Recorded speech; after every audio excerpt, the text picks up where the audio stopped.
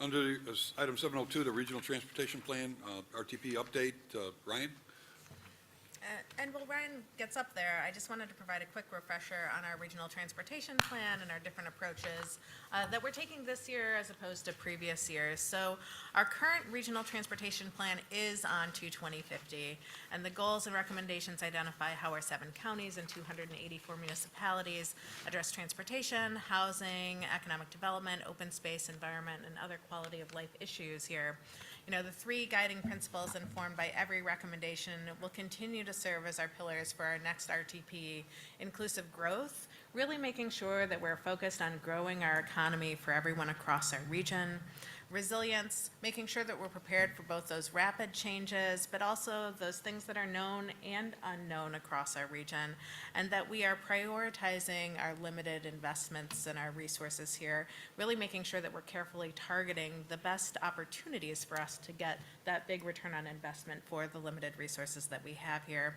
So at this time, we're uncoupling the vision and the RTP into separate but related documents and processes. And we've had some conversations about this, but I just wanted to provide that context before Ryan starts to talk about the RTP. Again, we will have a fully baked climate action research report and plan that we'll talk about a little bit as well here. So building on down to 2050 here, the principles and the vision, the RTP is going to continue to guide our transportation investments for the region, but really with that same planning horizon of 2050. So it allows us the flexibility both to address some new and existing challenges and opportunities, and really trying to stay aligned with our overall regional vision that we set in 2050. So on a parallel track, we'll be engaging you all starting next year, our partners, our stakeholders, on developing a renewed regional vision here, again, that will continue to inform and guide all of our work. So just with that sort of quick reminder, let me turn it over to Ryan. Thank you, Erin. And good morning, everyone. Again, my name is Ryan Tomto. I use he, him pronouns, and I'm a principal policy analyst here at CMAP and oversee the Transportation Investment Strategy Program, which includes the development of the next Regional Transportation Plan. My presentation today is focused on providing an update on our progress developing the Regional Transportation Plan, or RTP. And in this presentation, I'll highlight the key work coming up in 2025, and then dive a bit deeper into the work to develop the financial plan. In the process, we'll use in the year ahead to develop a plan that'll help us understand how we will pay for the strategies and investments that are included in the final plan. A few reminders about the RTP. This plan will build on the mobility work included in On to 2050 and will maintain a 2050 planning horizon year. The RTP must be updated every 4 years and is critical for ensuring the region can continue to receive federal funding. To meet federal requirements, the RTP must be adopted by October of 2026. Federal regulations also require the plan be fiscally constrained, meaning the plan must only include investments that can be delivered within the anticipated revenues identified in the plan. This is meant to keep the plan financially realistic and achievable. It's important to emphasize, though, that the RTP is not just a technical document.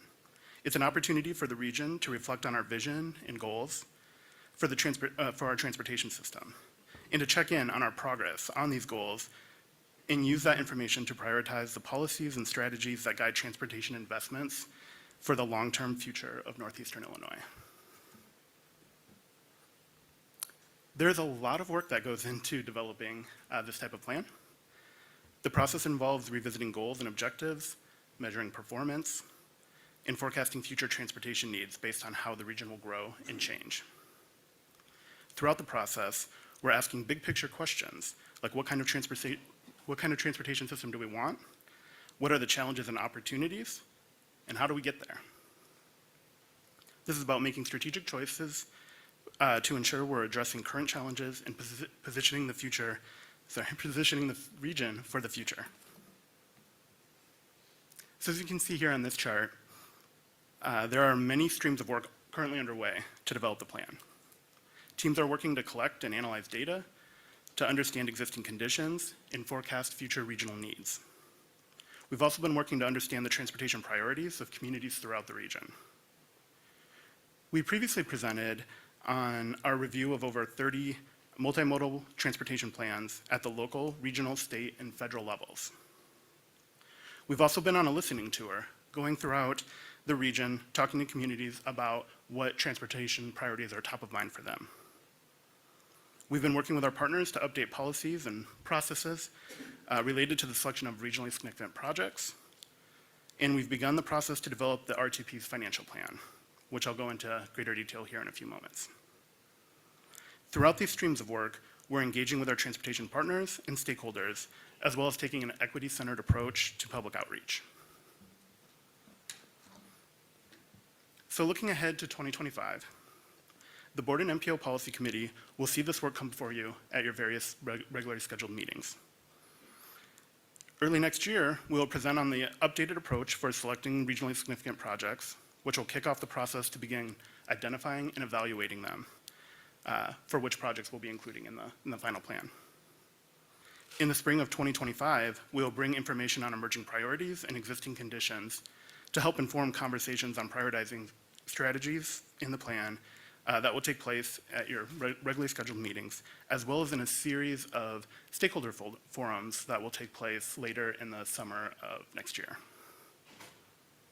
These conversations will then inform the selection of a prioritized list of strategies and projects to be included in the plan, as well as the financial plan for how we'll go about paying for them. The process to begin determining those funding options is getting underway now, and I'd like to take a few moments to provide an overview of what all is entailed in that process. So a key part of the RTP is making sure the plan is financially sound. In other words, we have to show that we have enough funding to pay for the investments included in the plan. The financial plan is a required component of the RTP.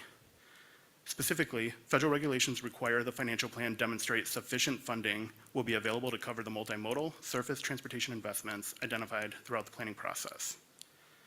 To meet these requirements, CMAP must determine the anticipated expenditures and revenue sources necessary to carry out the operation, maintenance, and expansion of the region's transportation system between now and 2050. It's important to note, though, the financial plan isn't a budget. It's more about serving as a tool to help us understand the relationship between investments included in the plan and determine what measures we need to be taken in order to ensure we have the funding necessary to implement them. To do this, we look at federal, state, and local funding along with transit fares and tolls to get a full picture of the resources we'll have to work with. This chart shows the revenue sources that were included in the financial plan for ONTO 2050. We start with what are called baseline revenues, which consist of the projected forecasts of all existing federal, state, local revenue sources throughout the region that is received for transportation purposes. Baseline revenues include system-generated revenues, which largely are comprised of tolls and transit fares. Local revenues include both local taxes dedicated to transit, such as the RTA sales tax, and fees collected and dedicated to transportation by local governments, such as county motor fuel taxes and municipal motor vehicle registration fees. State revenues include the state capital program and fees collected by the state and dedicated for transportation, such as motor fuel tax, the sales tax on motor fuel, and motor vehicle registration fees. And finally, federal revenues include both discretionary and formula funding programs. With all these funding sources combined, baseline revenue forecasts for the ONTO 2050 update that was adopted in 2022 were projected to provide a total of $488 billion in revenues. These baseline revenues alone are not enough to cover the transportation needs of the region, though. Past financial plans have therefore also accounted for additional revenues that could reasonably be expected to become available between now and 2050. These new revenues, referred to in the plan as reasonably expected revenues, must be achieved to ensure that these revenues must be achieved in order to pay for the full amount of strategies and projects included in the plan. In the 2022 update, ONTO 2050 plan, reasonably expected revenues were forecasted to generate an additional $38 billion. These future revenues included tolling highway expansion and reconstruction, replacing the motor fuel tax with a road usage fee or charge. As a reminder, a road usage charge is where drivers pay based on the number of miles that they travel to generate revenues for the transportation system by charging drivers based on how often they use it. The On to 2050 update also included expanding the sales tax base to include services, which was forecasted to generate an additional $9 billion in revenues. And the On to 2050 update also included implementing a regional fee on transportation network companies, or TNCs, your Ubers and Lyfts, as well as expanding the local pricing and parking fees. Combined with baseline revenues, the On to 2050 update forecasted a total fiscal constraint of $526 billion. So that's on the revenue side, but then we move over to the expenditure side. On the expenditure side, the total fiscal constraint was spread across the categories identified here in this chart. We start with baseline expenditures. These are the costs associated with administrating, operating, and maintaining the existing system in its existing condition. Combined, this accounts for over 80% of the transportation system's total expenditure cost. The remaining costs include the improvements to existing system that would be required to meet the performance targets that are set in the plan, improvements to the system that would meet other regional goals such as pedestrian and bicycle improvements, ADA improvements, intelligent technology systems, and other enhancements to the system. And finally, the cost to expand the transportation system. The final step of the financial planning process has historically been to bring those two pieces together. Baseline revenues and costs associated with operating and maintaining the system have generally limited the level of additional investment that might be possible, while reasonably expected revenues have provided a way to expand the fiscal constraint and account for the costs of adding more capacity to the system and other system enhancements. For this next RTP, we're building on that foundation, but evolving the process a bit to create space for regional dialogue on how we can plan financially for the future. We will continue to forecast baseline revenues and expenditures, but through this process, we're considering how trends like the transition to electric vehicles, changes in fuel taxes, changes in transit ridership, and inflation might impact this funding picture. The previous plan also had grouped improvements such as pedestrian, bicycle, ADA, ITS, and other enhancements into a single bucket. For this plan, we plan to put more specificity where possible into that category, breaking them out and having an understanding of what revenues and expenditures we expect to see. To achieve this, we will work with our implementing partners and other stakeholders to understand how many of these costs are already accounted for in project proposals, as well as to look at new data sources, such as the accessibility plans that are currently being updated across the region in line with CMAP's ADA program. We'll also be introducing scenario planning into the process this cycle to help us prepare for different possibilities. These possibilities include things such as slower than expected revenue streams or other inflationary impacts.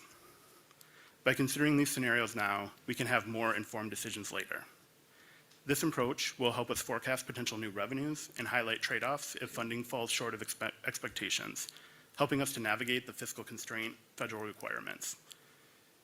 For instance, we assumed a road usage charge would be in place, would replace the motor fuel tax by 2025. It's clear we're a bit away from that actually happening. So scenario planning will show us how the fiscal outlook changes if in this financial plan we say a road usage charge will be in place by 2035 versus if it was in place by 2045. And what does that mean for the revenues we have available for projects? In the end, this process gives us a strategic understanding of our plan's financial limits, allowing the region to make informed decisions about transportation investments and explore various possibilities for improving our regional system. We are very excited to kick off the financial stream of work. We have already begun collecting up-to-date data on baseline revenues and data on current asset conditions throughout the region, which will allow us to better estimate costs. Additionally, over the next couple months, we will be establishing a financial planning resource group comprised of technical experts from our partner agencies who will help advise us through the financial planning process, both for the baseline forecasts as well as for those future revenue scenarios. Thanks for your time today, and I'm happy to take any questions. Any questions of Ryan? Yes. Thank you. Gary Grosso, Village of Burr Ridge Mayor, CMAP Board Member. Wow, it's great to see a presentation with this kind of detail focused on a concept I would never think would be put up there, and that is fiscal restraint and trying to plan within the fiscal capabilities, realistic fiscal capabilities. So you made my morning, probably my day. I learned a lot just in your brief presentation. Well done, thank you. And I like the tone and the message. I think this is the way government should work. And I like this approach very much. And I think it's a breath of fresh air. Thank you, Chairman. Any other comments, questions? Yes, Nia? Yes, thank you for the presentation, Nina from the CMAP board. And yes, I agree. Budgets with constraints is my life from childhood and also in adulthood, working in government. But on that note, I wanted to emphasize or kind of ask you about the prioritization, because again, we still have values as a board. We still have values for the region. I would love for you to talk a little bit about the prioritization and how those values are being used to prioritize. And I say this because I know with the Greyhound closing, there's been lots of advocates, transit advocates, myself, who just used Greyhound actually a few months ago to go between Lansing and Detroit because there's no train that goes directly. And I'm a millennial who takes public transit. I took the Orange Line here today and walked. Yay. But obviously, you know, people like me and people who need to use public transit need those regional ways to get around, right? And I want to make sure that those type of regional connections are prioritized in this plan because one, it's about the economy, it's about our footprint and our climate goals. There's all sorts of things that tie into that, and also making sure that low income Black and brown people have access to multiple cities, right, to be able to have access to opportunity. And so with that on my mind, I would love to hear kind of like how our values are being used to prioritize what's in that financial constraint. Yeah. So throughout the process, actually in January, we'll be coming back to both the board and MPO policy committee meetings with our proposed approach for how we select or how we identify, evaluate, and select the regionally significant projects. And then we'll go through that analysis and evaluation process to bring it back to the board and MPO for consideration and discussion, as coupled with those stakeholder forums that'll be happening in the summer, as well as throughout the scenario planning work that we'll be doing, being able to take in all that information to have a conversation around how do we go about prioritizing it. So at the moment, we don't have the exact evaluation criteria. That's the process that's unfolding, but we will certainly have more information on that in January. Okay, then I guess thank you for that information. And my desire, my direction as a board member is to make sure that objective criteria understands, like, again, our values, which are stated within the plan, which are stated in a lot of our goals, and using that as an objective criteria to prioritize what we're going to put in that financial constraint. And yes, that is more information that I would like to have an eye into as you come back with more updates, because I think that's really important. Again, and I say this all the time to my colleagues, you know, we have to align our values with our budget, and if we are saying we're going to do something, we actually have to put the resources behind it and prioritize that. So just wanted to say that for the record. Thank you. Other questions?